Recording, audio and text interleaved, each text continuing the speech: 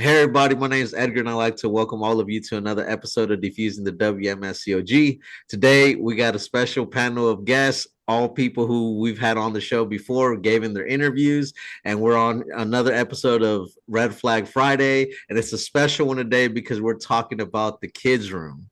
So it's going to be a very special episode. We plan on doing maybe a part two to this because we got a lot to say. We talk a lot about the members when we leave. We have sometimes members leave with anxiety disorders, depression, insomnia, and so many lingering effects. Well, if adults go through that, what about the children?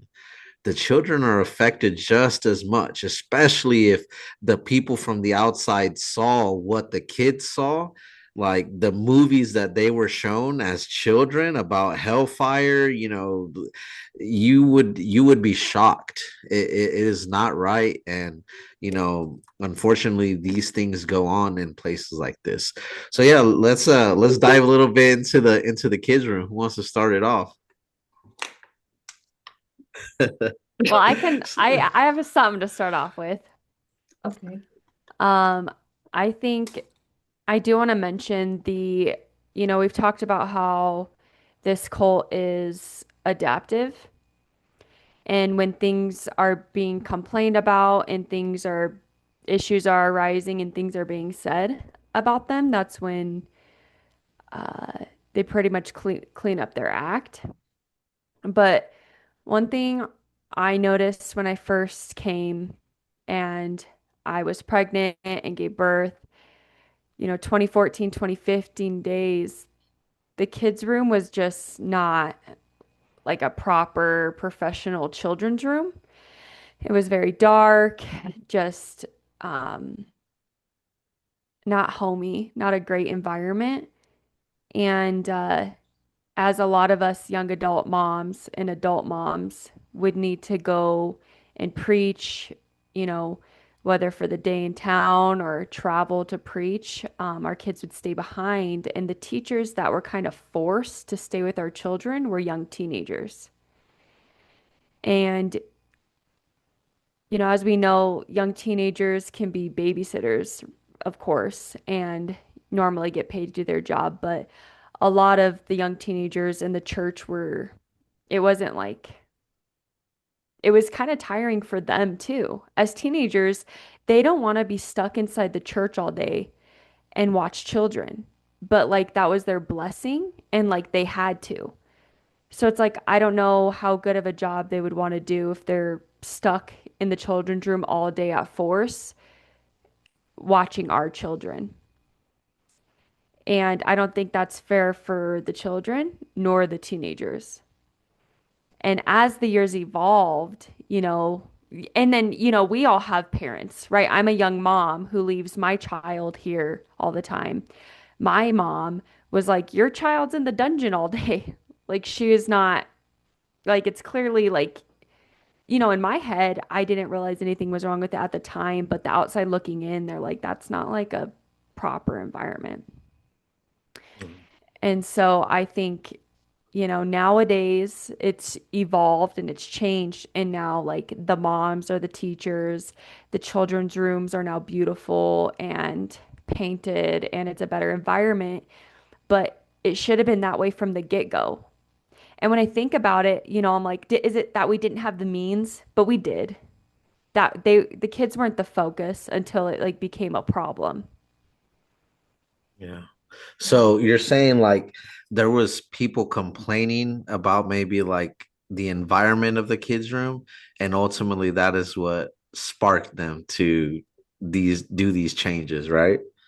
Yeah, and like personally, I don't know, just in my situation personally, like it's like people complaining from the outside looking in.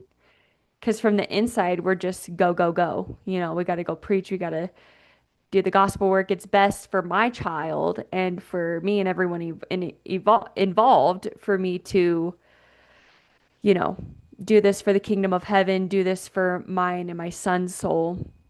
So we're just doing everything out of like our heart. But so, like, at the time, we don't really notice anything's wrong with it. But if you're outside of it looking in, you're like, that's not. it. Yeah. Mhm.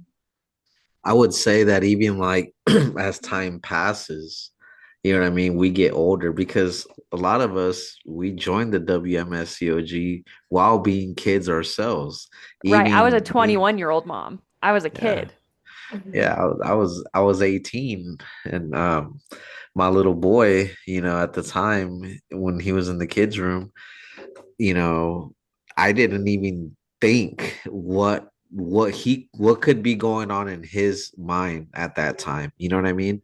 And funny enough that, I'm talking about this because, recently I've been talking to my son who's actually an adult now, and he, talking to him, he trying to get some information, like, I was just like, son, what do you remember, like, because we had talked about, played with the idea of him doing an interview.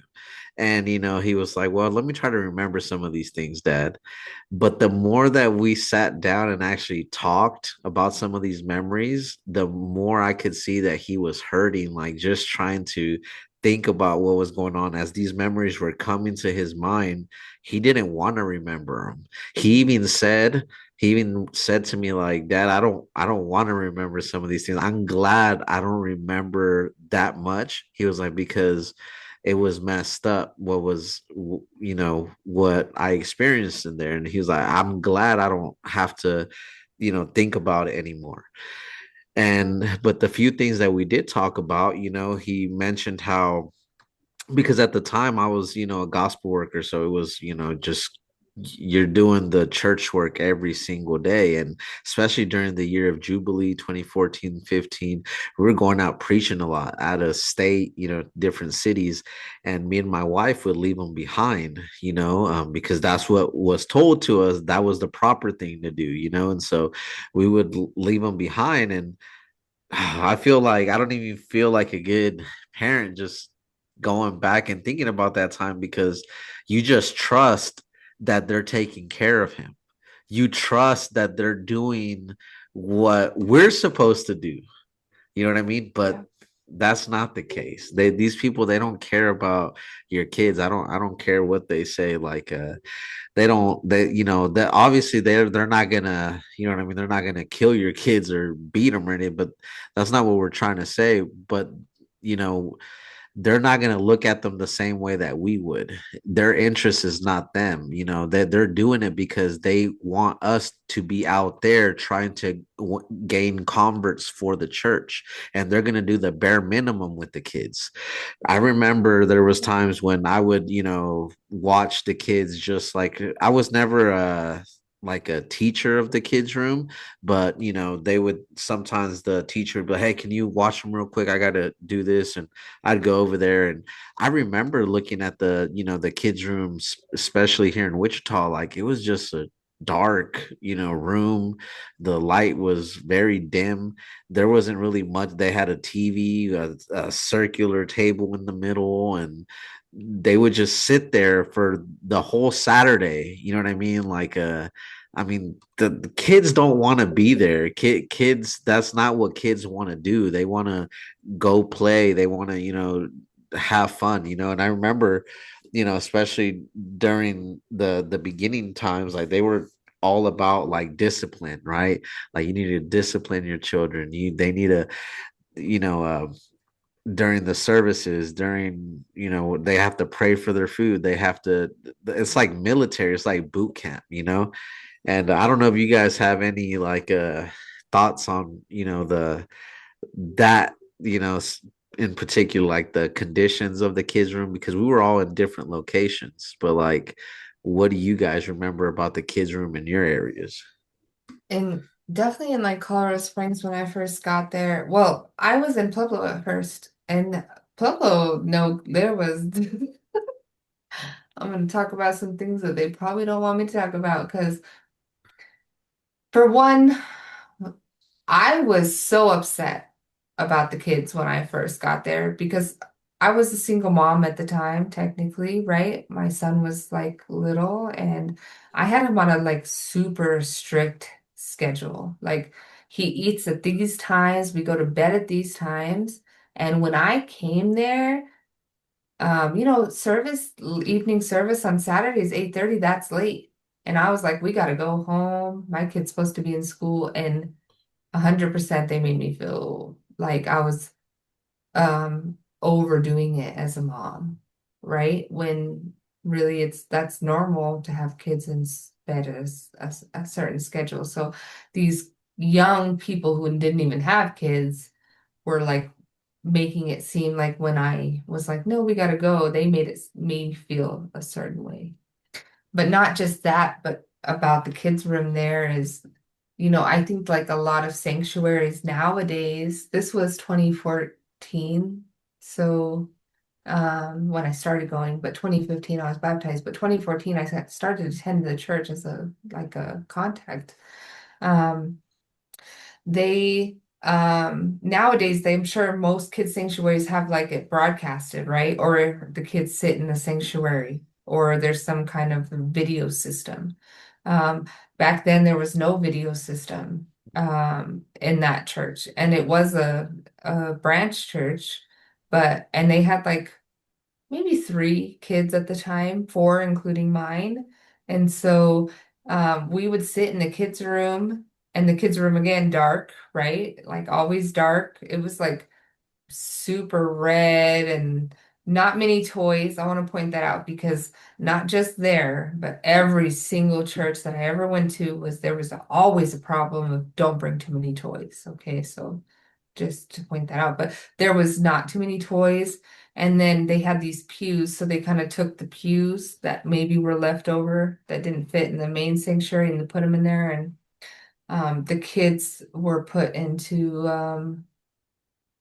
car seats in the sanctuary in their little kids' room. But there was no TV. So the only thing they could do was listen. So there was a microphone so the kids could listen, and then they were strapped into car seats. And I'll be honest, when I came to Pueblo, the deaconess, she totally slept during service, and I was a contact, like, just like, oh, you're tired. Oh, and then later on, I was like, oh, now I know why she's tired. But yeah, so I mean, literally, like, the kids' room is just like, I mean, back then, what Marissa said, adaptive. That I want to say out of this cult, adaptive is something. And I want to say they're not adaptive because they care about the members. I want to point that out.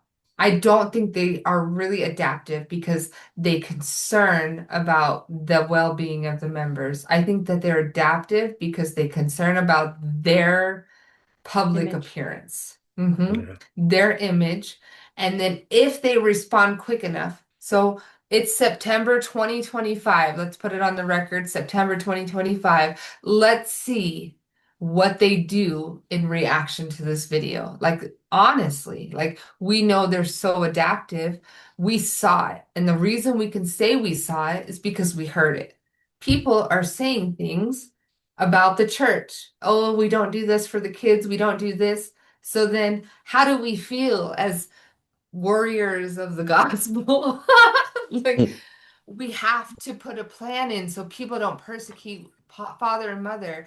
Let's have a meeting tonight so that we can think of a way so that people won't persecute father and mother. So that is how they are so productive or proactive, because right away they bring the problem, and their little minions, or us who believed at the time, are like, oh, that's not how I think about my God, right? And we really don't at that time. We really feel like, how could someone think that way about our God? So we earnestly do it. We earnestly are like I can say that what the members do is earnest.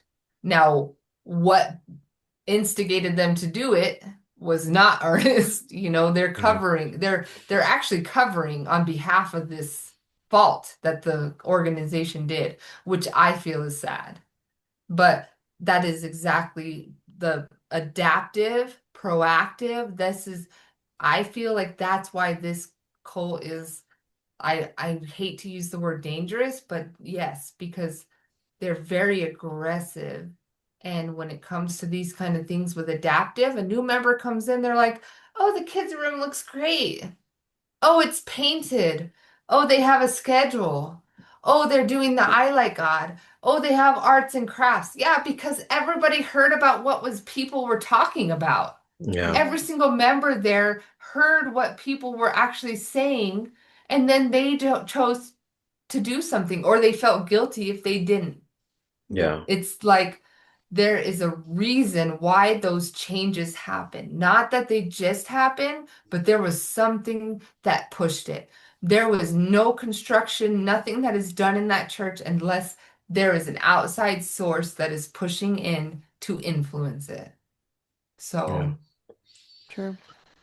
I agree with that 100%. This church is very reactive and it shows you their heart.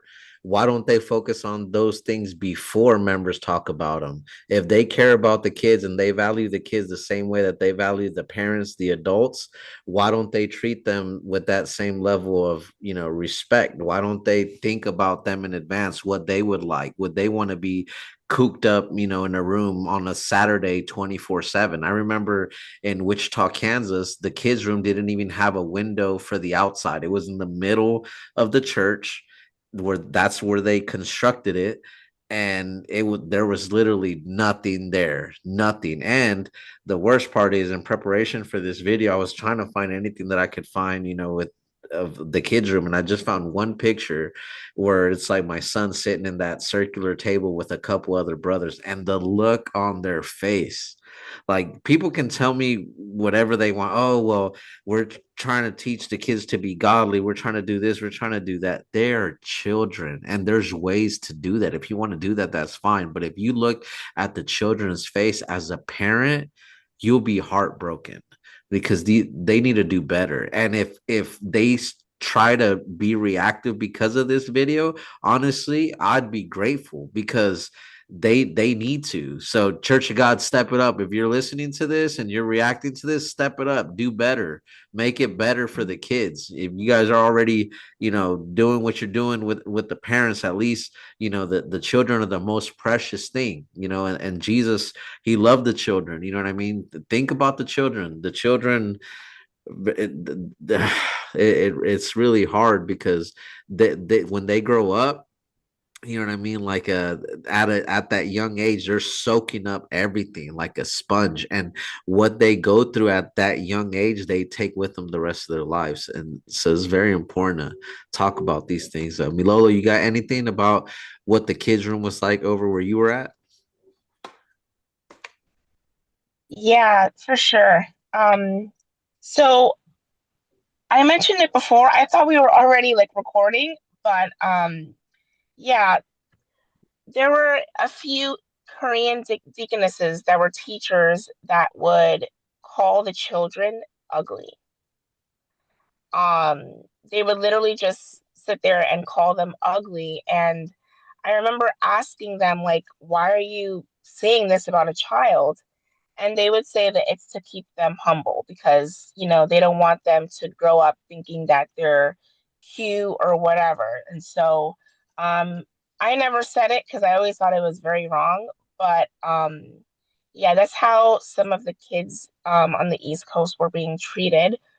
Um, and I've also witnessed teachers hitting kids that were not theirs.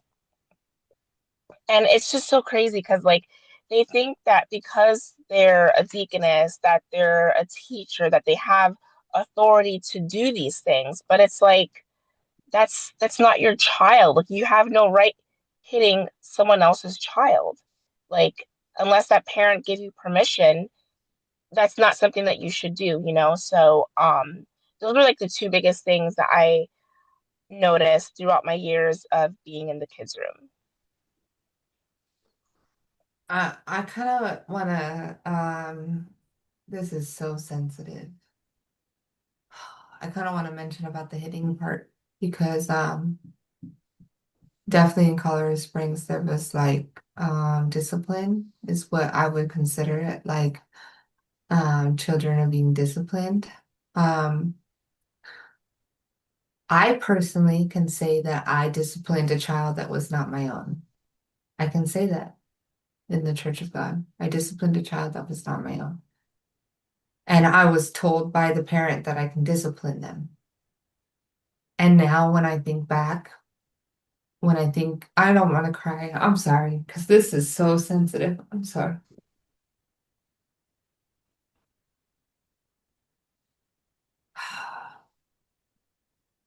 Because when I think about the child that I disciplined and I talked to the mom, I know she only did it because the deaconess asked her to. Her child, I have children. I have boys, they're wild, and she has boys also. And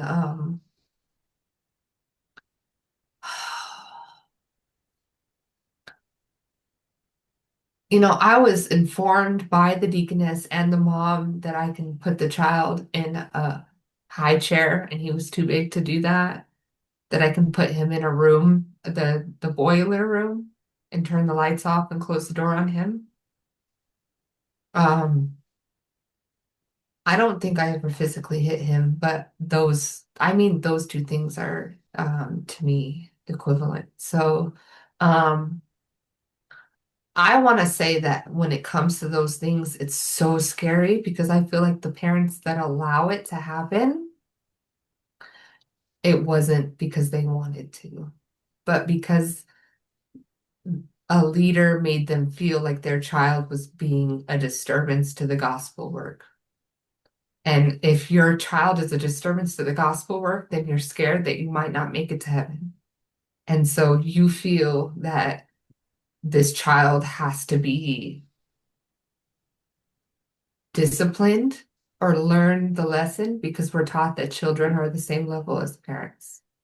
So when it comes to those kinds of situations, I hate it. I can absolutely say that I hate this. And um, there's a reason we're talking about it today because it has to stop. And like Edgar said earlier, we hope they're going to be adaptive. Out of everything we're going to talk about today, these are the things. And don't blame it on a freaking leader, Don't blame it on it was this person, this person. This is taught in the WMSCOG, okay? We're tired of hearing this, you guys, seriously. Like this is something that Malolo is from the East Coast. We're from the Midwest. We're all in different locations. We're not even in the same states. We are tired of hearing this. This is future generations. These kids are growing up without friends. They're being grown up being told they're ugly. They're being grown up telling that they could go to hell for doing something wrong. This is serious. This is not something that to be literally taken lightly. And when we think about like the Korean leaders, I never thought about putting a hand on my child. But the Korean leaders, they will sure teach you to make you feel like you have to. I'll be honest. They will make you feel that way. And not in a Korean way. I don't mean to be like I don't know the word for it. Like a A race race. I'm not situation. race. I mean, I'm not like it's not the race. It's literally what is taught from head office. So if there's a white man that went to head office and he learned and he was trained in head office, he's still going to bring this back. No matter what race goes to head office and they teach and they learn these things, they're going to bring the same things back. The deaconess that raised me was Hispanic and she did the same things. She was not Korean. She was not Korean. So these things were taught to her by the head office. Oh. You discipline the children. If they're acting up in service, you can put them in a high chair. You can smack their hand. I had deaconesses hit the back of kids' heads when they fell asleep. You're not allowed to sleep. It's ridiculous.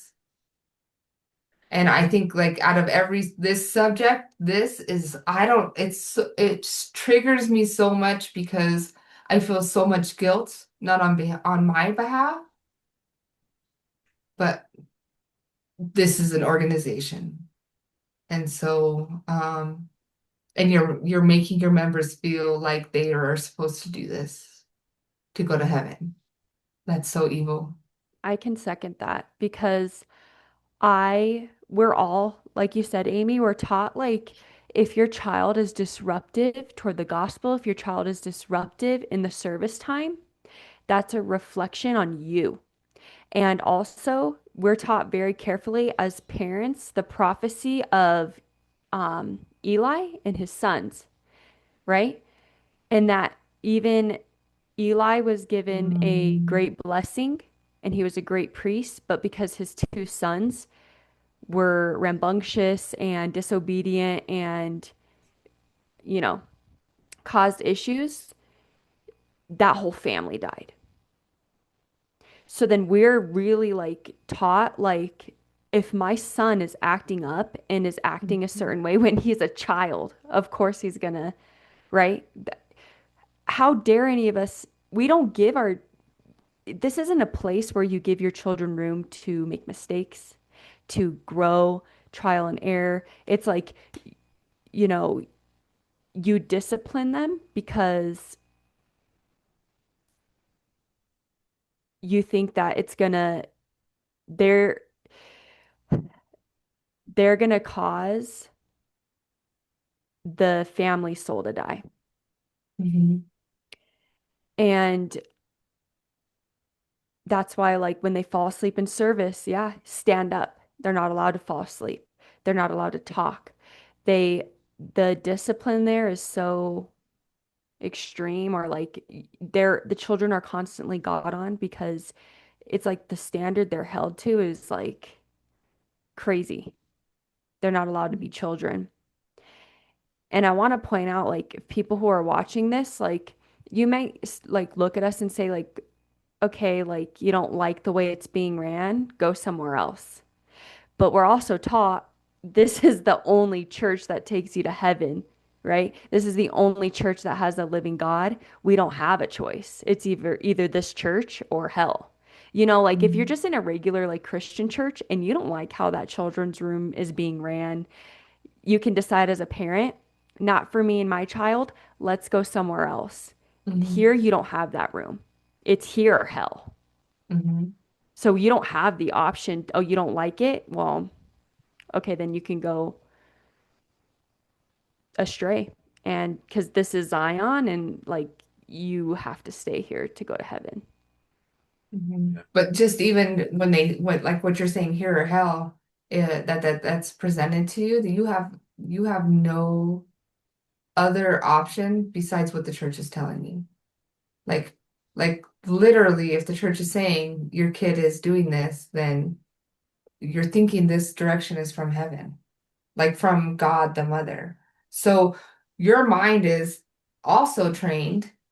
Like I think you mentioned already, this is your sin, right? We're taught like your kids are your sin. If your work is bothering you because you can't get the Sabbath off, it's because you did something in heaven. If, your mom died, because it's and you're going through this, it's because you're sin in heaven. I'm gluten free. I can't eat bread. It's because of my sin in heaven, like Yeah. I Yeah. literally for my whole 10 years thought that like that is what this place. So when they put that, that's like heaven, like you have this place, follow this direction. You have to do this or it's hell. Like honestly, your only thought at that point is like there is no other. Like you believe, and I don't know if we've mentioned this in this interview. I mean, this is up until this point, we're kind of assuming that most people are watching from the WMSCOG, right? But we believe in God in the flesh, right? We believe that God is living on earth. So any direction she gives, we're gonna follow. Why wouldn't we? Like, this is God on the earth. So now we're thinking it's the last days. God's on the earth. Oh my goodness, Father could come tomorrow. My kid's acting up. I need to repent because my kid is acting up, and this is a reflection of my sin. So I'm gonna what? Discipline them. I'm gonna react to them. And I'll be honest, there's times, yes, you react civilized, but when you're in an environment where you're tired, where you're stressed, where you're anxious, where you're so many other things, I could probably name a lot more. As a parent, your reactive abilities are less compassionate.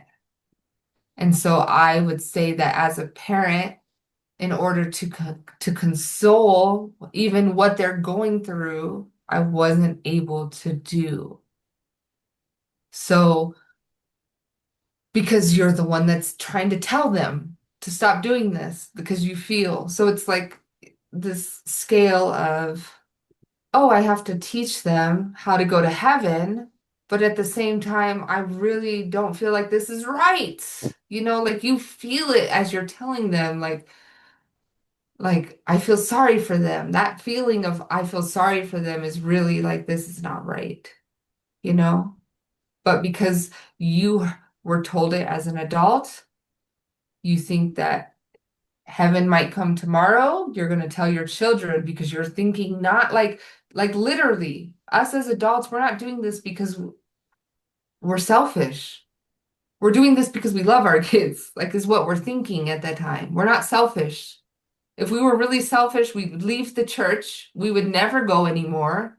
We would go do our own thing and go to hell. Like that's selfish, to be honest. Staying in that church, following their rigid schedule, doing their crazy thing, telling our kids to do these things, waking up after 2 or 3 hours of sleep and still doing this stuff. Yeah, I think that we have some kind of there there's some kind of faith put in place with what we're trying to do and we're trying to show our kids, you know? Like this is not just like off the wall, oh this and that, but this is what we're taught and we're told. And like again I said, we believe God is on earth, so you're gonna want to do it. I think that's biggest thing. And like literally, I think like one of the things that hurts me the most when I think not to put down any other cults that people have gone through, but I guarantee you I wouldn't have done as much or gave up as much if I didn't realize that God was on earth. So we really do even crazier things. And we're telling our kids these crazier things because we're thinking God could come tomorrow. And we're so concerned that they're not going to go to heaven with us. We're like, I don't want you to go to hell. Our concern is for them, but it's the concern that's taught by the church. This is how you're supposed to concern for them, and it's all wrong. Like they don't have friends, so they're growing up like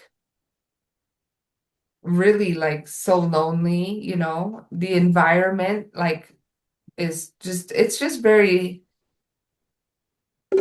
it's just not a good environment, I guess. I kind of went off for a little bit, you know. So No, no, that was good. I also want to mention, that this isn't the most comfortable topic to talk about. I think everyone on here, you know what I mean, like it takes guts to say what we're saying, because a lot of the times we feel bad for stuff that we did, for not speaking up in times. And I want to say, like, I'm guilty of a lot of stuff as well in the kids room. Obviously brothers are not as involved in the kids room as sisters are in the church, but nonetheless brothers also, are fathers, and you Your know what I parent. mean, like you're a parent and you feel it. And so this is uncomfortable for me to talk about a lot of the stuff that I wasn't being a good dad, but I was also being influenced by this church to act the way that I was acting. And so I'm speaking up for my son. I'm saying what I want. I'm saying what I want to say now for him, for everything that he went through, so that maybe if this helps someone who might be young and has a young child in the church, they don't make the same mistakes that we made. Because I remember leaving my son there. I remember not calling, not worrying about when I'm in these preaching missions, that could last a day, 2 days, 3 days, just focused on bringing converts, right? Because, oh, their father, mother's taking care of them. Meanwhile, they're having a miserable time at the church. Meanwhile, I remember getting to the Zion when I lived in the Zion with my wife, getting there after however many days we were out and seeing my son's face when he comes to me. I remember seeing his face, so happy to see me, but at the same time, like broken, like sad, and that hurts me to this day. I go to church now with my baby boy that I have now. I have a 1 year old. He's very little. There's a night and day difference. When I leave the sermon after the service is up at church, when I go to pick up my son, sometimes he does not even looking at me. He's playing. He wants to stay there. They're giving him all the love. They're like, they make it a point to really, like, they're doing it out of their heart. Meanwhile, I remember in my experience picking up my son, looking at the faces of the other kids there, they are hoping you pluck them out of there and take them with you. There's a big difference. There's a big difference. And for a church that's supposedly led by God the Mother in the flesh, like Amy was pointing out, like Marissa was pointing out, she's God in the flesh. She's here in the church, leading the church. I don't understand how they can say that is a mother's love. If she is really the mother of us all, yet she knows what goes on in there and she's not concerned. She doesn't, then what kind of mother's love is that? If she's the standard of love, my mom is a way better mom than she can ever dream to be. If that's the standard of love, that's what we're comparing it to, not even close. Not even close. That they really need to take a hard look, and I'm also, for the members that are watching this, if you guys have young kids there, like, think about your kids. Like Marissa was saying, like, yes, you might look at it as they're just going off on the church. They're just want to talk bad about the church. It's not so bad. We know that they even, yes or no, do you guys remember that they had a nickname for what in, like, in Korean, the nickname for, like, hitting kids? Did you guys have it there? Were you Meme. guys, what was it for you? May Meme. May.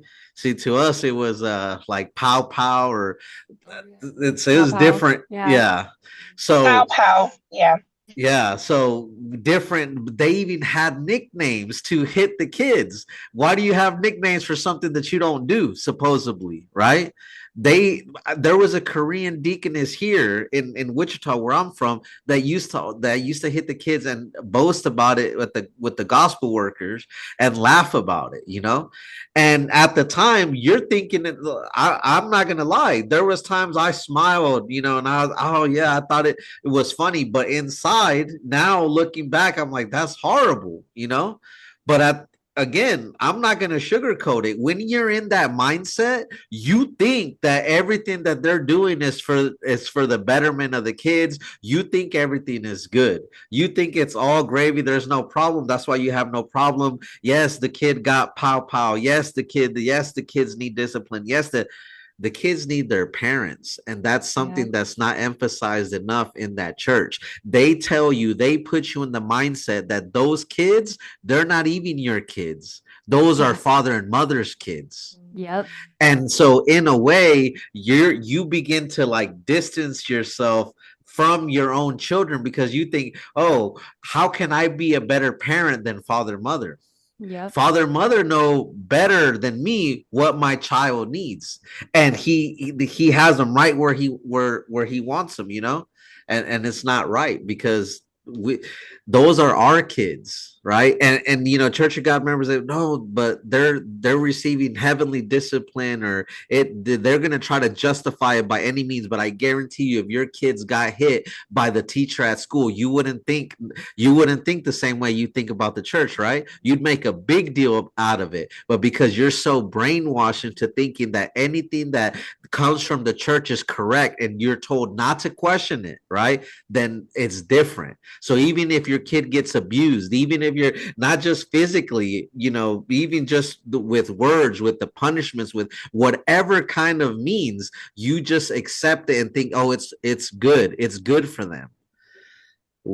We, as parents, obviously it's on us also. We got to do better, but this is why Yeah. we're making these type of episodes for the parents that have kids now that are in the shoes that we were in before.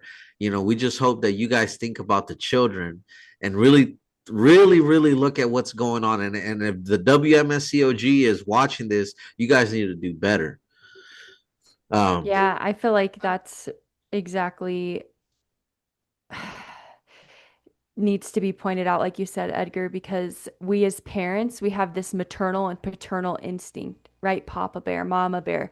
Like we love our kids. We get these red flags. We get these things when, like, yeah, our kids should be disciplined. Our kids should be nurtured. They should be loved, all these things, but by us. And like you said, Edgar, that's very dangerous because we're literally so indoctrinated to think that they are father and mother's children and not ours. So we kind of let the church have their way with our kids, whether it's another teacher overstepping the line that she should not be, right? Like we've all witnessed or done ourselves. These things get misconstrued. And it's like because we think anything that's done in the church is the will of God, we think father and mother are running it. So in the minute we've all felt this as a father and a mother inside the church, we've all felt inside our heart something happened to at least one of our kids and said, that's not right. But the minute we say, that's not right, I don't want you to talk to my kid that way. I've had another teacher get in my kid's face, not discipline her own, but get in my kid's face when I'm supposed to be the one correcting him. Like there's things that should not fly there that are not okay. But then we're told if we have some type of feeling like we're idolizing our kids. Oh, they're your idol. Oh, you baby him. Oh, you don't trust father and mother. Like so many things that get twisted in our heads that like it's such a toxic environment to be a parent in that church and to be a child in that church. And I'm so thankful I'm out and can just love and parent my children how they should be.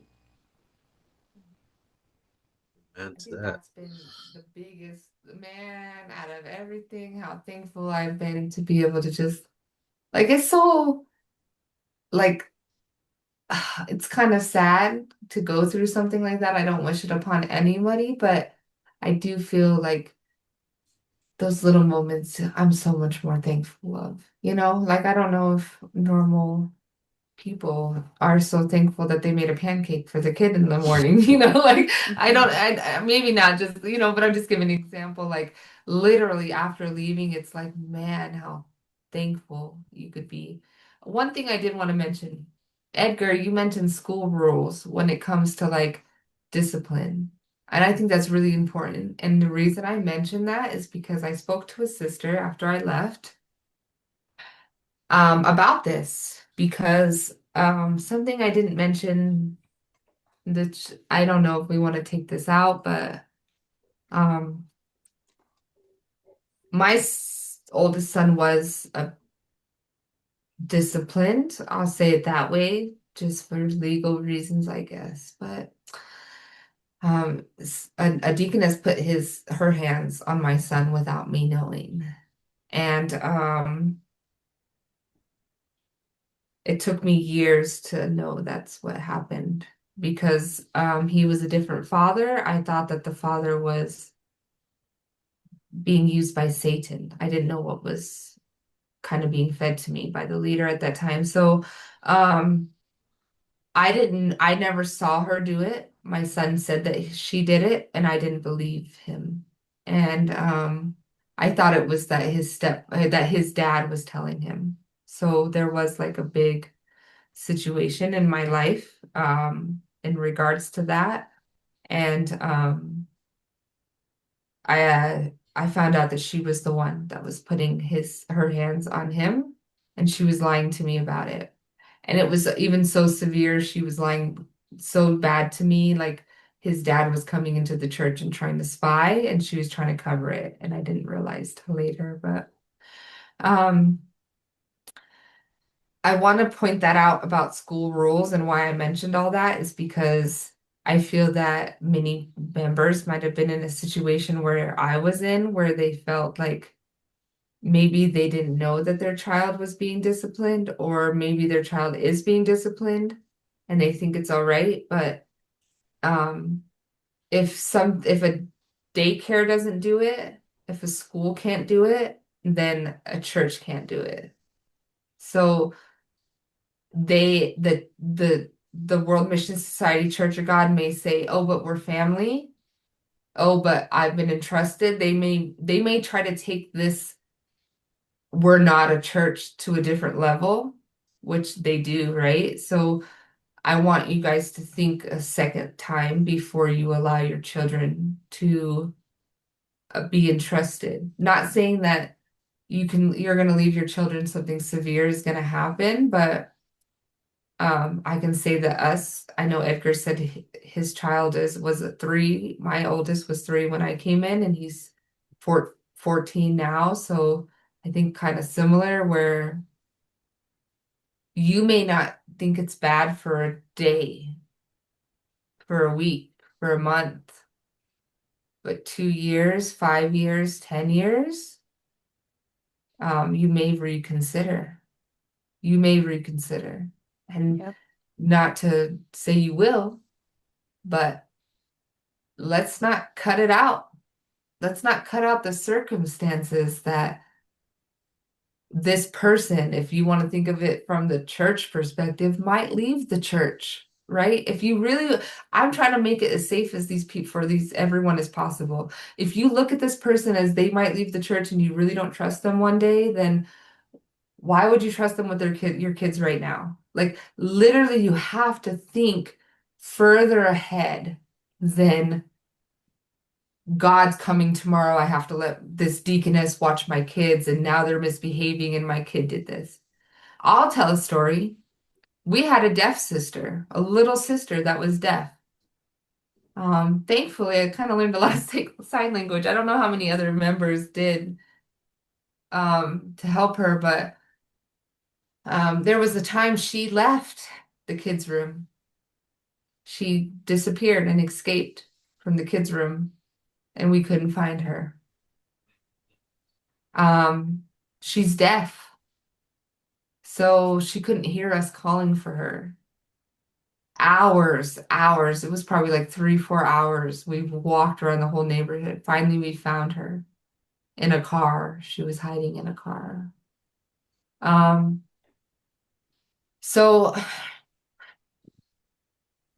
obviously she's the only deaf sister, and don't mean to like put down the parent, but I I do think that this mom, I feel like her love for her children is great, but when the church is telling you you have to do so much, you're going to put aside that. And I think that I equivalently did that. Not to put down any other mom, I equivalently I put aside my kids' life. Like I said, kids are growing up without friends.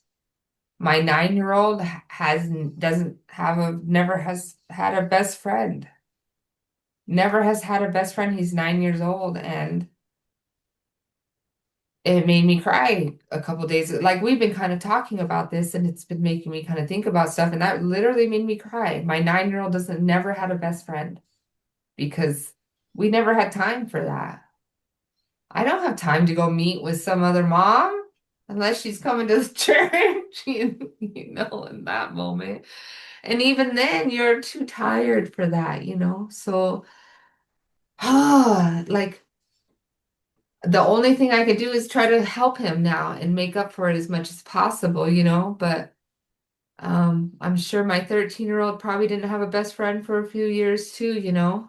So until recently, and I just didn't think about it, but I think that that's something that's really important about the fact that when it comes to like discipline and how what the church is doing, that we want to make sure that they're following whatever school rules, whatever state rules are, if it's a public place. Um, and then just considering about the kids a little bit more like future wise. Like we're sitting here and then telling you we have kids that are older and we're telling you what happened, you know? And if you think that your child going in and being a gospel worker and being a church leader is gonna solve, like that's the perfect thing, then good for you. But um I I just, Can I? I, Or go ahead, Edgar. I just want to mention, like, I just got like emotional because I'm thinking about my son again, and I just can't help to like get angry at myself and like feel like I failed him in a lot of ways. And hearing Amy say what she was saying about her son makes me think about my son. And my son right now is going to therapy. And you know um like Amy was saying, people members might think, oh well, a day's not so bad, a week's not so bad, a year's not so bad. But this place does damage. If it does damage to adults, you don't think it's gonna do damage to children? Like, I, like I said, I have no problem looking bad as a bad parent on here because it, like, I'm doing this for my son, and if this can help anyone to not be me, you know what I mean, and not make the mistakes that we made, then it's worth it. Because my son also is like struggles with, like Amy was saying, my son also, the compare, like it's true, my son also, I've never seen him have like a best friend, and never had a best friend come over. How can he, you know what I mean? When we weren't living inside the church, we were there every day. How can he can't go out and go try to find friends? You know what I mean? What do they tell you in Zion? There is no friends in Zion, right? It's just your brothers and sisters. You do the gospel work, right? And um, it it it's horrible. It's horrible because they're the ones that have to go through it. And even though now I look at my 1 year old and I'm so happy that he's not there, but I think about my son and it breaks my heart because I'm like, man, like I don't know what all he went through. I'll never know what like all the details, you know what I mean, of what he went through. And I can't even imagine because the look on his face every time I remember coming back from trips or whatever it may be, or even just getting him from the kids room after the Sabbath was over, he was always so happy to come with us. And just seeing him right now, my son is a great kid. Like, I don't like, despite everything that he went through, he's man, he's amazing. And that's despite the cult, but you know, I just, for the any parents watching this, like your kids suffer through that too. I mean, if you guys, if the adults go through it, if the adults, get, the fear mongering, and the scare tactics, we get all of that, the kids get it just as much.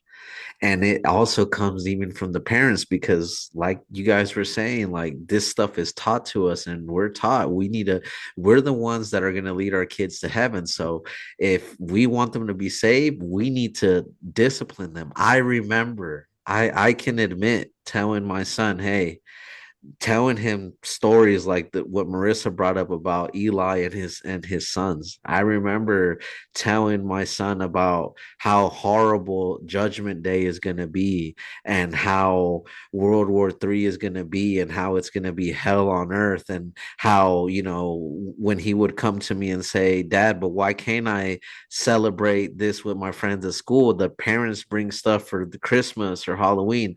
Son, because don't you know how bad it's going to be on Judgment Day when this and this happens, and you're going to be separate, you're going to be protected by God, and everyone else is going to burn. This is the things that you tell your kids as a parent of someone inside the WMSCOG. That sticks with the kids. If you're telling this to your children, you have to understand that there's consequences to that, and they grow up with that mentality, you know. Yeah, I want to mention, um, kind of like you and Amy were saying, like these things are happening in the church, these type of this type of discipline, or Amy, like you'd mentioned that story of that little girl escaping. But, again, people watching this video might say, like, okay, then don't, we already said, okay, well, we can't just leave this church. We don't have an option to pick a different one. This is the heaven or hell church. Well, you might also say, well, don't put your children in the kids' room, right? Just keep them with you. But how are the parents looked at? If you're that Mm, parent that keeps your kids with you all day on Sabbath day, no faith. you're looked Yeah. at as having no faith, how you spoil your children, you You idolize don't them. trust God. Yeah, you don't have Bad the ones you don't example. trust. Yeah, yeah, Yeah, you're a bad mm-hmm, example. hmm. You're literally shamed. Even if it's not outwardly said, like you're shamed. If you don't follow the cookie cutter path. You put your children in the kids room, and if you don't, yeah, you're shamed. So there's really like no getting around it when you're there. And then not only that, like Edgar and Amy were saying, our kids, like they get so when they're little, like Edgar was saying, they want to celebrate, right? All these things look fun to them. There's like something for Christmas or the fall festival. We we have, and we're so scared as parents that they're going to fall into temptation as children because that's their temptation. So then as parents, the church and us indoctrinate our kids. And they have the fear of hell and fear of World War III like no other. And I think that's heartbreaking because just like you guys were mentioning about your guys' son, my son's also 9. And when we left the church, the first Sabbath day we skipped, my son was coming to me periodically, like so scared. Like, we're going to burn in hell. Judgment Day is going to be so scary. World War III is coming. Every days after that, every plane that went over our heads, he thought World War III was happening. And just for skipping one Saturday, is that normal for a child to skip a day of service and feel like he's going to burn in hell? World War III could be breaking out without him being in Zion. That's abuse. And like you guys were saying too, it broke my heart more because it's hard for them to have friends outside of the church. So his only friends were the brothers and sisters his age. So not only was he scared of World War III, not only was he scared of Judgment Day, but he missed the only friends he had ever made for 10 years of his life. So taking him away from them was also like traumatizing.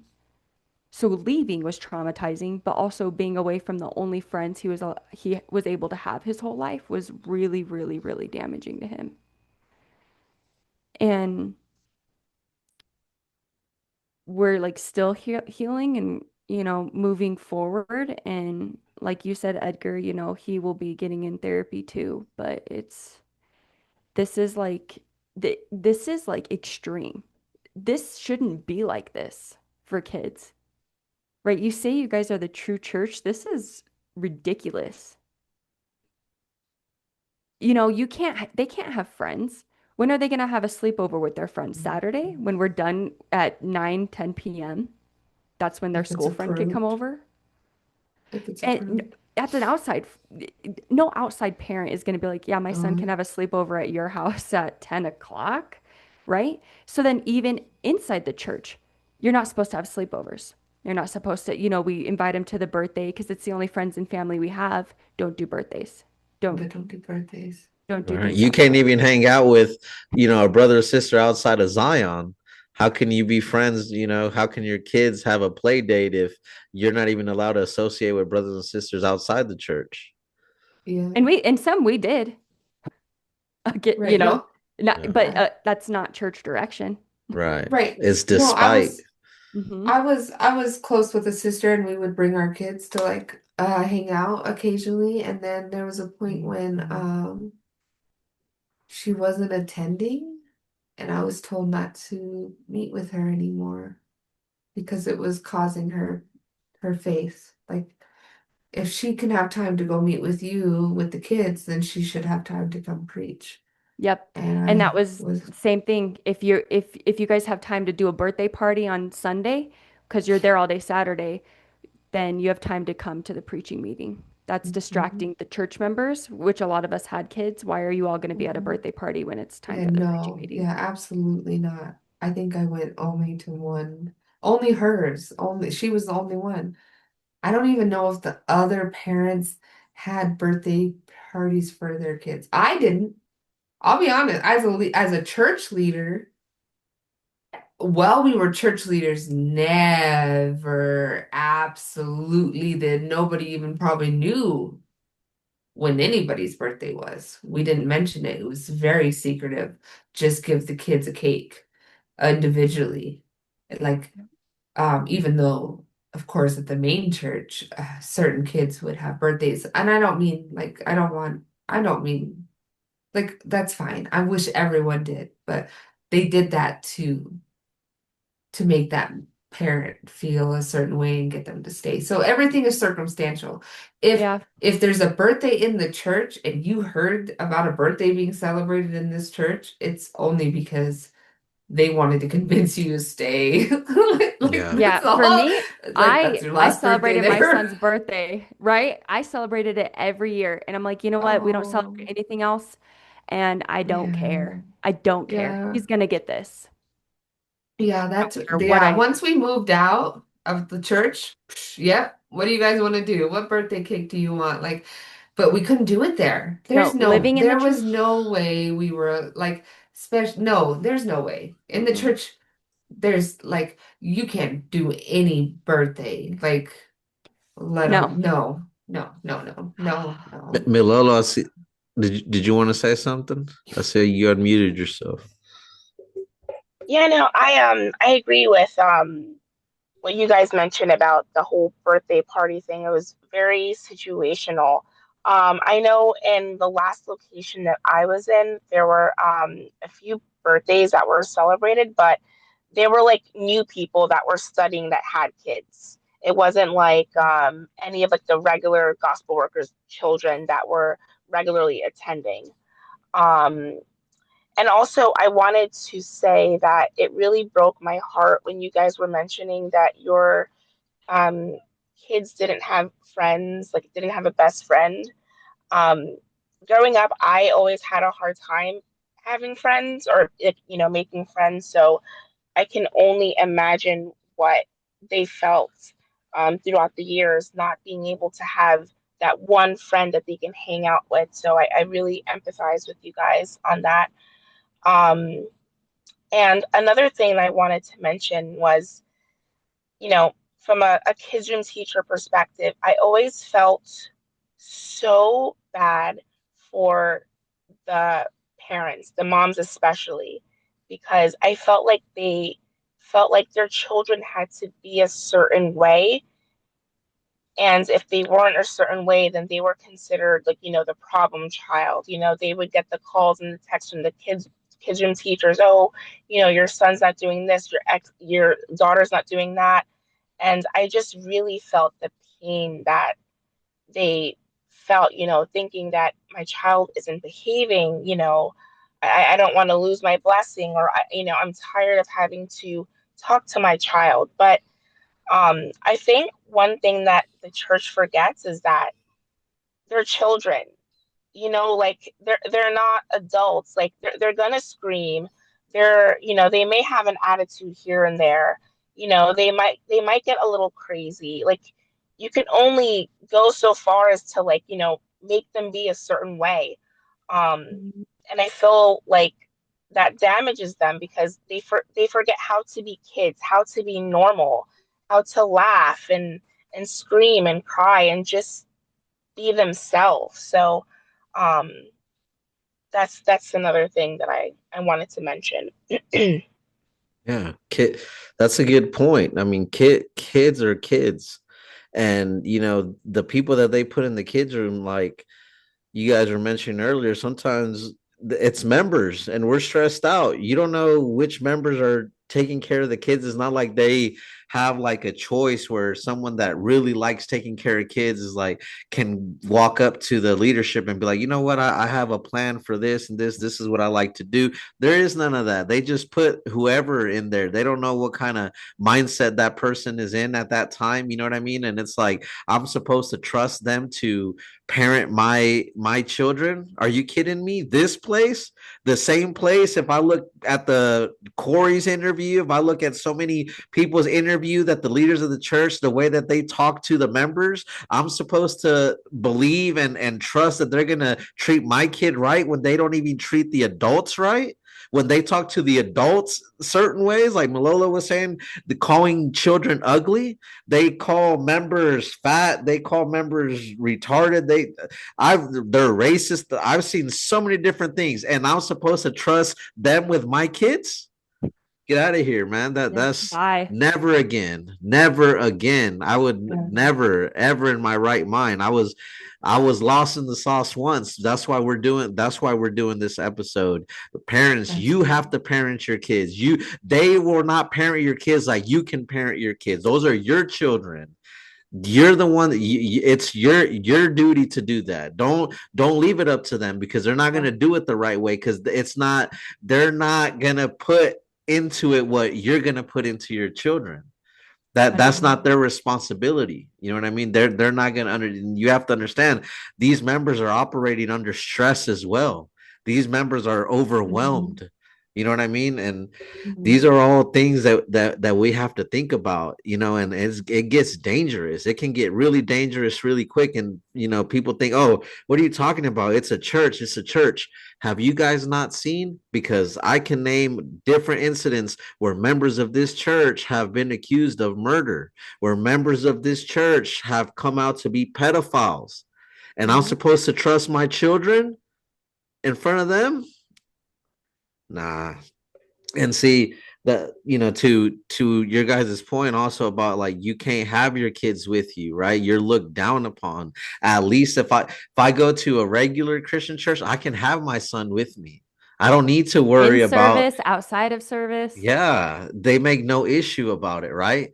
But in here, they make an issue about it. Why? You're looked about like, if you don't have the right faith, you're a bad example, like you guys were saying. But ultimately, why? Because they want to separate you, because they want your complete and undivided attention, so that they can indoctrinate you, so that they can Mhm. continue to bring more members into the church. That's why. Mhm. And in That's the return, we purpose. indoctrinate our children.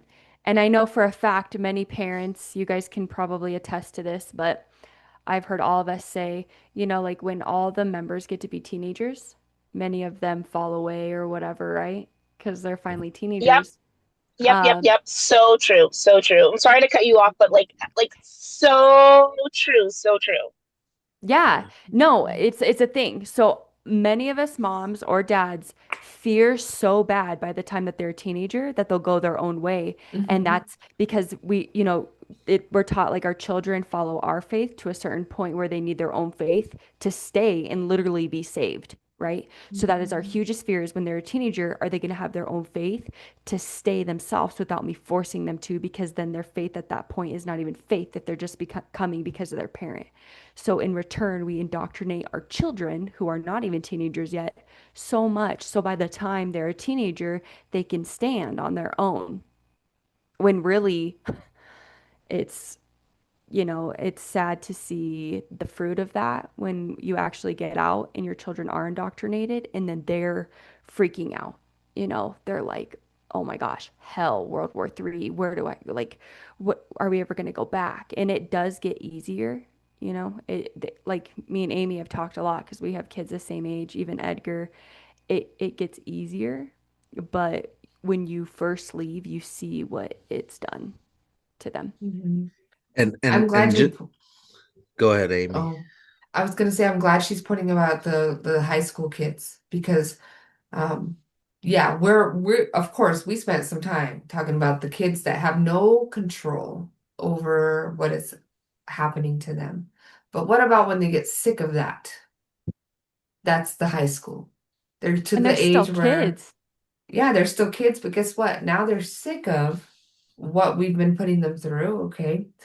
But I want something that's kind of bothered me is every single kid that I've seen raised that didn't like leave because a lot I've seen have as teenagers left or chosen to be with like if the mom was in the church and the dad wasn't, just be with like hang out with the dad, never come with the mom anymore, like that kind of situation, you know? Um, the ones that I saw that did stay did not go to college. And I know that the church says that, yeah, they promote going to college, but the Now. kids are not mentally wanting to go to college because for the last 4 years they thought heaven was coming. So they didn't have to do a final. They didn't want to do their homework. They didn't have ambition to do sports. They didn't do scholarships. I do photography, and there was um, a member that I took pictures of, and when I did pictures of them, I asked like, "What are your goals? What are you doing?" And they had nothing. And I would say this was towards the end of my time in the church, and it shuddered me. Like, absolutely, I was like, what can I do to help you? Can I help you fill out some applications? Why are you not like you're about to graduate? What is going on? Why do you not have school? I was like, this is last minute. I'm doing her senior graduation pictures, but it's not her fault. And I don't really think it's her parents' fault. It's the church's fault because the church convinced her parents that she needed to be there and they needed to be there. They feel like they're on the right path. Honestly, they feel that. No way in their capacity are they thinking they're doing anything wrong. Until you leave, do you realize what a scam this place is and why I'm like that? How can you not get these kids ready for school? And I will be honest, parents can do their best. I can guarantee you there's a lot of parents that are in the WMSCOG or the World Mission that probably are preparing their kids. I didn't have the time as a leader. I couldn't imagine if my kids were in high school at this age and I was a leader. Oh my gosh, I couldn't imagine. I'm thankful to be out and be able to dedicate this time to them. But Yes. they can't. And I cannot hold it against them because this is the obligation this organization has put on them. They feel obligated to do this work every day. And if they don't do it, they're going to go to hell. So whose fault is it? It's not theirs. It's the churches. This is ridiculous. And they can say, when I went to Arizona, they try to gaslight me 100%. Say, oh, we don't require people to come every day to be a gospel worker. That's not, I don't want to That's use that BS. language. Yeah. Yeah. That sports crap. I don't, yeah, yeah, exactly. Because Yeah. and that's my point with the high school. I'm like, if you have a child in the World Mission Society Church of God that is in middle school, high school, focus on their sports. If they're in high Yeah. school, you should help them with their education. That's another thing. They Father could can't do come in sports 20 on Saturday. years. Yeah, you can't do sports. No, yeah, exactly. No, no, now My you can. son, my son asked me to put him in different sports, and always, no, son, gospel work. You have to put God first. We have to be there for the Mhm. Sabbath. He missed out on all that, and it sucks. And one thing, I'm sorry to, I don't want to cut you off or make you lose your point, Oh, Amy, you're but before good. I No, lose no. my chain of thought, Marissa had brought something up earlier that I forgot to mention when you were talking about your son and how he was so scared about, going to hell for missing a Sabbath, and traumatized, right, thinking World War III and hell and all that. And my question is, where did he even get the understanding of that from? Where did he see the image of what Mhm. scares him about that, unless he saw something that Mhm. put that fear into him, Oh, making he sure him did. think, I don't want to go there. And I'm not going to play a video because I don't want to get in trouble. But if any member that is watching this, if you want to see the type of videos that they showed us and showed the kids as well, I got them. We got receipts. And I want to show at least a picture of what we saw. This is what the children would see. Okay, this is just a picture of it. Okay, this is from Terminator. But there's so many horrible scenes just like this one that they show your kids, that this is what's going to happen to them when the world is destroyed if you're not a member of their church. So it's not optional. To the WMSCOG, it's not optional. And you got to remember this, just like it affected us, it definitely will affect the children. But Amy, go ahead and continue with your point. I don't know. I was kind of on a rant there. I don't know. I'm sorry, I made you lose your No, train of thought. I don't think you made me. I think this is good, you know. I think that just the point of high school kids, is just Yeah. that was just my point is we talked about the little kids that really have no say about what discipline at that point, Yeah. it's so confusing for them. But I think as a high schooler, I've seen a lot of kids run away actually, like at least three. And this is something I want to mention, but I don't know if it's quite just kids. We had two gospel workers that were kids, 16 and 17. Their mom was like, she would like drop them off on a Sabbath morning, but wouldn't come for service. Um, but they were very active members. They were and of course young. And I don't want to speak completely on behalf of them, but I don't know if they graduated high school. I do think that they got some sort of something, like degree eventually, but I do remember it being an issue where they didn't want to go anymore. And I want to say from the perspective of a child, that's one thing, but imagine being a gospel worker in high school. And not only like they were this is when things were intense and we were there till like midnight, after midnight, 2 in the morning sometimes, like it became such a problem that the mom had to reach out to the overseers and say, hey, my kids need to be gone by 10 p.m. Like 10 p.m. is what she asked for her kids in high school to be home by. Um, and her daughter, oh, they're so, oh my goodness. But anyways, yes, because I feel like that situation was so sad because they really believed. Like they believed as high schoolers, like we were going to heaven. This was the year of Jubilee. Like this was all that kind of stuff was happening. 2014, 2015. Like Yeah. and then they're willing to not go to school anymore. Like that's how intense those times were. And I want to say like the leaders did not care that they were in high school. Let me No, just say that. Okay? Like uh and then we all had to be briefed on the fact that they were allowed to leave early. Like we had to be told that someone was allowed to leave early. Oh, they're allowed to leave at 10. Like, isn't that kind of weird? Like you're being Wow. told that someone can leave early. So not just I don't want to just mention like about the kids in particular of like kids' room, but I want you guys, if you are a member that's full on dedicated and you have been there, you've been in the workers' room, you've been rebuked a few times. Is this what you want your kids to go through?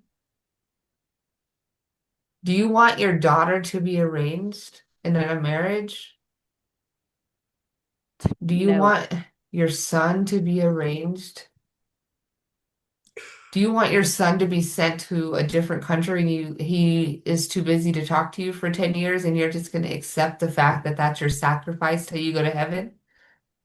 Like, I want the members as parents to really think what the future is. Because we say in the Women's God, oh, we think about prophecy, we think about future. No, the freak you don't. You think about tomorrow. That's all you think about. Day by day by day by day.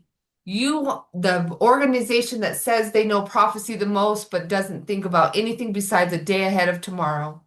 That's it. And if That's I all you're allowed to think about. guarantee that's all you're allowed to. If you step back and really think, if you don't care about yourself that much, you don't care about yourself that much, what about your kids?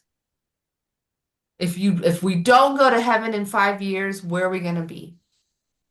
Because you're gonna regret it. Whether it's savings, whether it's education, whether it's scholarships, you're gonna regret it. Whatever the church is pushing, let them push it. But life still happens. I don't know at one point when I ever saw Apostle Paul say, "Oh, I couldn't do the job today because Father's coming tomorrow." No, he still did everything. Yeah. Like, Yeah. like don't let the church do that to you. You have to prioritize your life.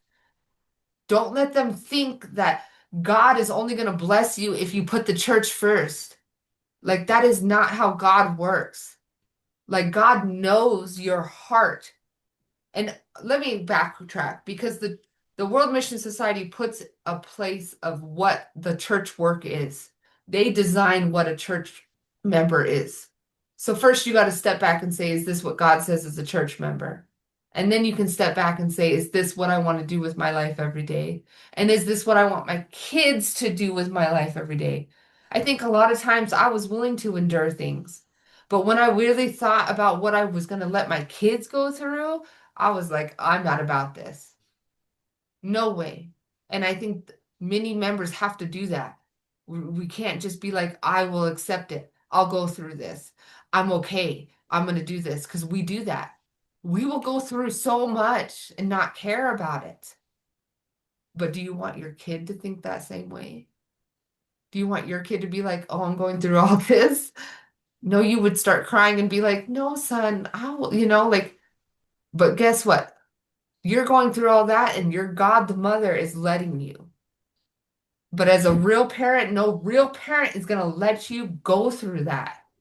Like, I really hope. I mean, I feel like I've been a little bit more passionate about this video than I was my own interview because I kind Same. of Yeah. tried, I Same. tried Same. to Skype past I this love in your my passion, interview. Amy. Yeah, I really wanted to go in through this with my interview, but I was like, man, this would take hours. Yeah.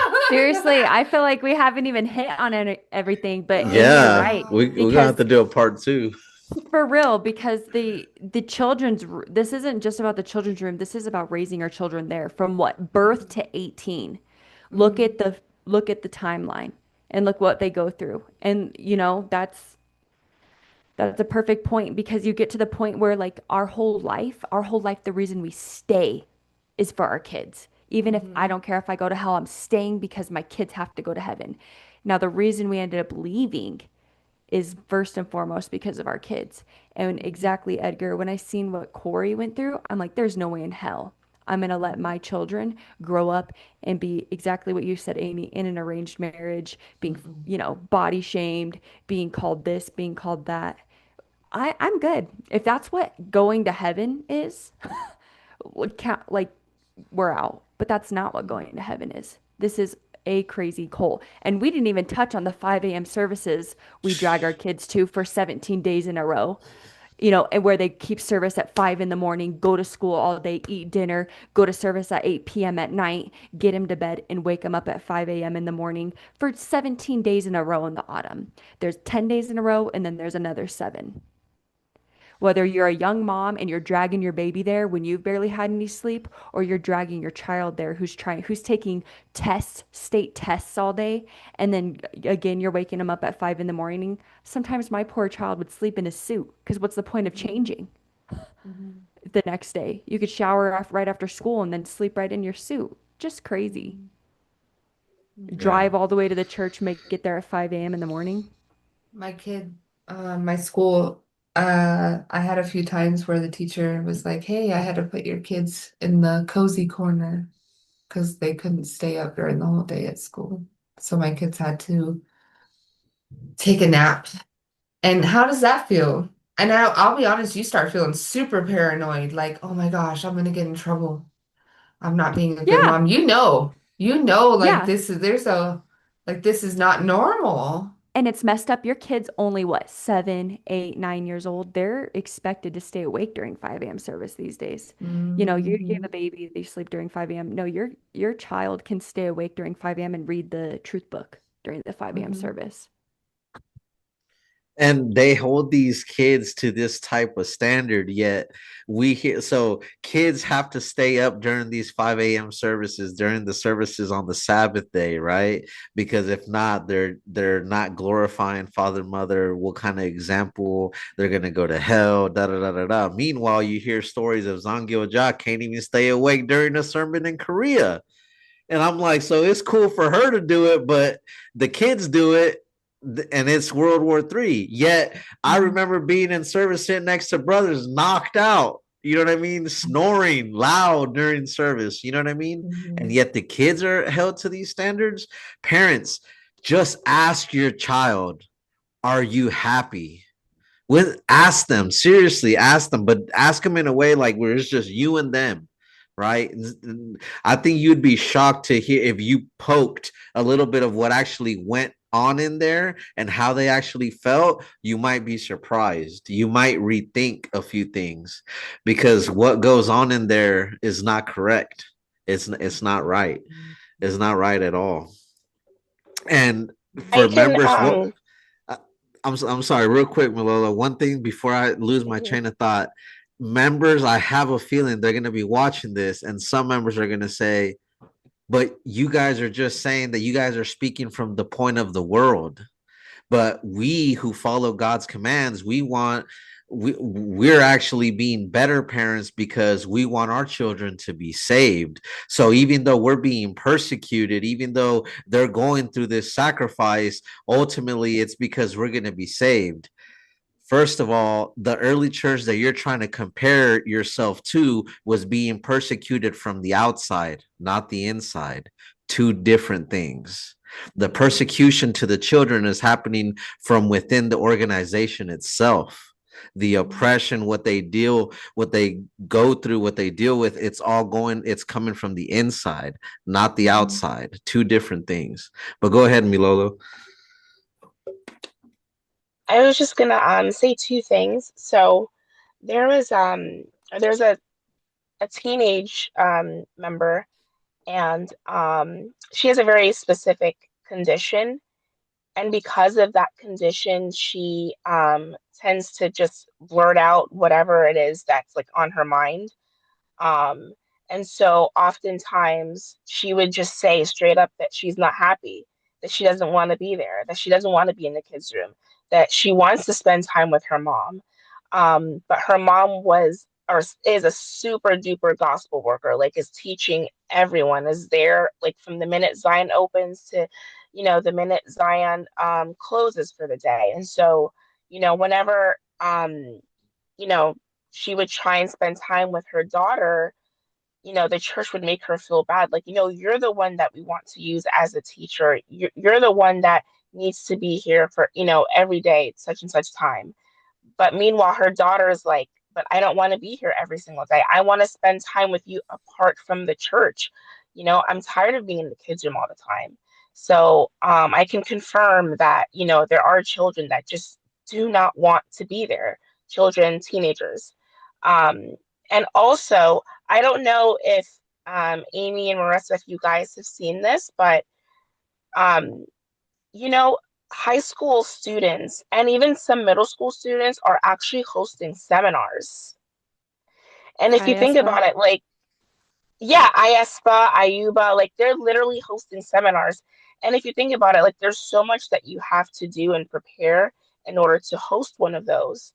So if it's stressful for like an adult, just imagine how much stress and pressure a 12-year-old, a 15, 16-year-old must be in order to host a seminar for other adults, you know? Yeah, Mhm. that's a good point. Extremely stressful. Because that's how they feel like that's their only contribution is to keep service, to keep the feasts, and they're a student. So that's their contribution to the gospel. It's almost like they're held to that like expectation. Yeah, they're held to it. I think that if the church didn't push that though, they wouldn't be. So the church clearly pushes that it's not just 18 and up, right? Everybody. I mean, I Yeah. remember seeing videos about Nepal where all the young kids were like preaching from the Feed My Sheep, I and remember that one. they were like, what, 8, 9 years old? And this was a video that not only did they show, but now you're having a meeting after the video and going, what are you gonna do? Like our kids aren't like this. That was something for sure that was pointed out. Our kids aren't doing this. So I want to mention that because I feel like the church, when they put out videos like that, it may seem like I feel like in a normal organization, you just watch a movie and it is what it is. Not in a cult. They're watching this and they're going, oh, this is prophecy. Oh, they're ahead of us. Oh, they're ahead in the gospel. Because of course Nepal was, for one, if I think I can speak correctly in regards to this, Nepal was ahead in establishing churches, from my understanding, and even finished, right? A while ago from Yeah. whatever They were finished done. is in their perspective, right? So, yeah, so the kids were kind of like that was the way the video was presented is they are the head of the gospel, meaning what are our kids supposed to do? Meaning this, it's not just local, it's not one church or another church, but this idea is literally instigated, pushed on, um, Globally. groomed groomed. I'm going to use that word. And I know that might be a dangerous word to use, but when it comes to kids, I feel like if you guys want to take this out for legal reasons, but honestly, I'm going to say it though. I feel like the World Mission Society, Church of God grooms children, grooms them to be dedicated gospel workers. And I think that's something scary to think about because from a young age, I can personally say there's members that have left and their children don't want to leave with them. That means this organization has controlled your child's thoughts more than you did. That's grooming. Okay, that's why I want to say that word, and I don't know how legal that word is, but it's These scary. are That means you. these are our That's what. opinions. It's our Yeah. experience. Yeah, and I feel like that is such an intense word to use in a time like this, but that is you can't tell these kids these things at their age and not expect a different outcome. That's why you have gospel workers or you have kids that want to leave their parents. I have never seen so many kids want to leave their parents until I went to this church. Like literally. So it's not a safe situation when when you're presenting this as a scenario to your kids, and that's not fair to them. You Yeah. have to respect their faith as much as you expect someone to respect yours. You believe in a God in South Korea, a woman that came to Earth and an Asian man, and you would want people to respect you, then even your own kids, you need to respect that. If they say, I don't want to do this, you need to respect that. And I think that is the number one thing in the World Mission Society Church of God that we need to learn is respect and boundaries. If we can respect one another and you can have boundaries for one another, then your kids will be raised right. I promise you things will go better. But until we learn boundaries and respect, then it's not going to go well. It's definitely not going to go well. Okay, I think my tangent's over. So true. Yeah, that's good because it's honestly ask yourself why the kids don't want to go there in the first place, right? Like there has to be Mhm. a reason why. I mean, I don't remember one time my son telling me, "Hey, Dad, let's go. I want to go to Zion." Not once. You know, when we left the Colt and he was able to, like a year later, get his driver's license, he was. I remember we started going to this church, and sometimes when I couldn't make it to the church, he had his driver's license, he had his truck, he'd drive himself to this church that we're going to. I put no pressure. I would put no pressure on him. He loves to go. What's the difference? This is the. Mhm. I mean, I don't know. The parents, members inside the WMSCOG, talk to your kids. I guarantee you they got a lot to say. It's just we're not Mhm. listening because we're too busy listening to these people that don't even care about us. Mhm. But anyway, is there any last points you guys want to bring up, or should we call it a wrap for this episode of Red Flag Friday? I mean, I think the only thing that is common that I think we didn't bring up that maybe some members might say, hey, you didn't talk about it was fasting. Oh, I think we didn't fasting. talk about fasting. So I mean, definitely, I don't know if you guys want to talk about it on episode two, but I don't know. I don't know. Fasting is a, We what do didn't you even get think? to that. I feel like honestly, I don't know why, but I feel like we could probably go on and on about the kid. Okay. I'm gonna be honest with you guys. I did not expect for us to like this episode to turn out the way that it did, but it made me realize like there's a lot more that needs to be said, and we could Hmm. honestly go more in Yeah. depth if we wanted to in a part two. So, you know, Yeah, I think Yeah. part two, we can save it because okay, that's a good start to part two because that's Yeah. everyone already kind of knows about that one. yeah. And so, yeah. Milola, how you feeling? Yeah, I agree with you guys. And also, we can touch on, excuse me, we can touch on like the intense schedule that the kids have to abide by every Sabbath. Mm, So, yeah. We didn't even get into the well, nitty-gritty. Yeah, yeah. this is just scraping the surface right now.